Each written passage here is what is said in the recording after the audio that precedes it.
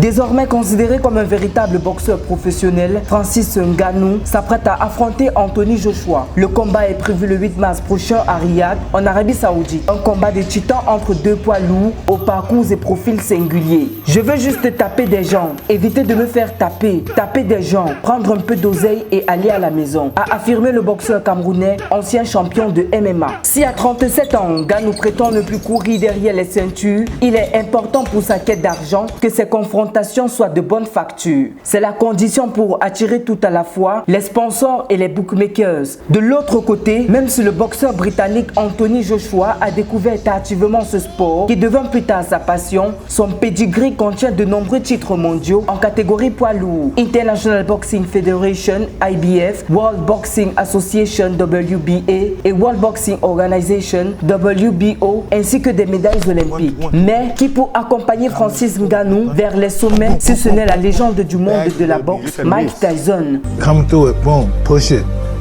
bring your body forward. Yeah, you want to hurt him with that jab. On two jabs, so just boom, boom, boom. See how the right hand going right through?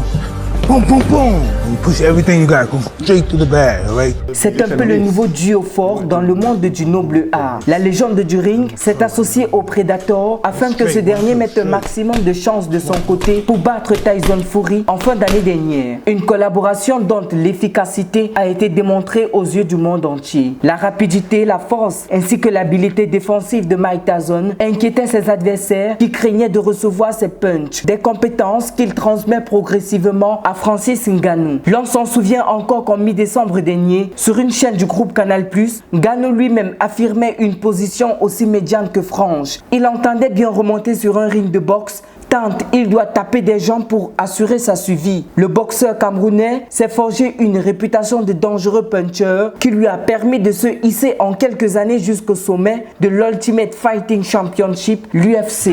Le palmarès prestigieux de Joshua et sa réputation de machine à buzz politique devraient garantir une médiatisation juteuse de ce combat épique. Oh, yeah.